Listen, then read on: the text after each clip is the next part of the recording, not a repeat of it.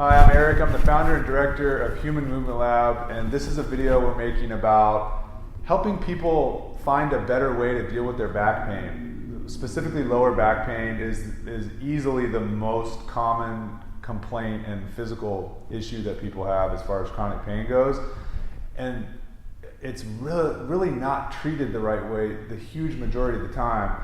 So many people and clients that come in to see us, we hear what sort of process they've been through during prior attempts to fix it. And I just wanted to try to provide this information as a guide if it can help anybody kind of get on the right track to solving their issues a little bit earlier. That's all we want to do. So first, let's go over the story we hear a lot as far as how it goes when people initially try to find the issues with their low back pain. So your low back's bothering you for however long, and you decide to make an appointment and go see a specialist or a doctor. You go in, you explain your symptoms. They usually will pretty quickly order an MRI. Oftentimes they will prescribe pain medication, maybe not right away, but a lot of times on the first appointment. Injections are often used, maybe not in the first appointment, but still way too early, and honestly they shouldn't even be used at all. And then physical therapy is prescribed, but a lot of physical therapy is really outdated and doesn't even come close to addressing the cause of the back pain. But the best physical therapy is really good. It's hard to tell. You might get the right information, but in our experience, most people don't get the right PT even when they get referred out. So basically, let's take those in order. MRIs really should not be a step one diagnostic tool for low back pain. They should be maybe step 5 or step 6 if steps 1 through 4 don't catch and fix the problem. But if steps 1 through 4 are the right ones, they definitely will catch the problem. One of the problems with MRIs is that you're assuming that the back pain is purely a structural cause or a structural problem, that's why it's happening.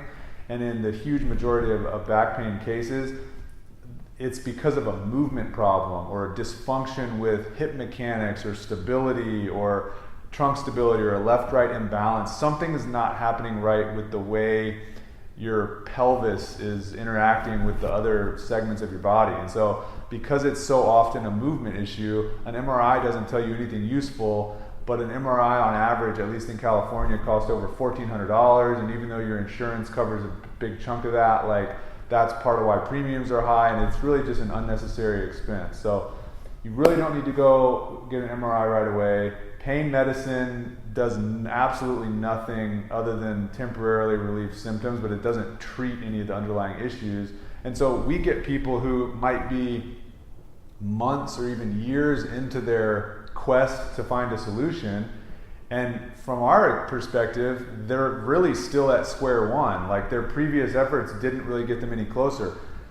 Now we can talk about, well, what are the actual common reasons why people have back pain and what needs to change in order for them to feel better. Now that we know that it's almost never a structural issue and it's a movement problem, I'll tell you the culprit is almost always the hips. There's dysfunction with the way the hips move, and so the low back is really just an innocent victim of dysfunction in an adjacent segment. There's actually nothing wrong with the low back, but it's experiencing stress and unnecessary movement and pinching and pressure and all sorts of things because their neighbor, the hips, are not working correctly. We often see imbalances between the left and right sides. A lot of times there are breathing issues involved, and just there's dysfunction in the motor control system and the neuromuscular system. But again, none of this stuff will show up on an x-ray or an MRI, but the assessments you do to measure these things take no time really, and they're completely free, and they provide way more useful information as far as creating a plan of attack for what to do. So basically, keep that in mind. The title of who you see or who's going to be the person that's going to help you, it really does not matter. A physical therapist, a chiropractor, an orthopedic specialist, strength and conditioning, yoga, Pilates, all of these titles of professionals could be the person that will have the exact information, but there are also people with all of those titles that could be not the right place to go. It's not a matter of finding the right title of the professional. It's what is the approach they use? Do they understand how all the body segments are interconnected? Are they looking at hip? Are they looking at hip function? Are they looking at the hip hinge? Are they looking at hip mobility? Are they comparing left and right sides? Are asymmetries involved? This is what you need to hear from whoever you're going to see, regardless of the title, and just make sure that you're not assuming it's a structural thing.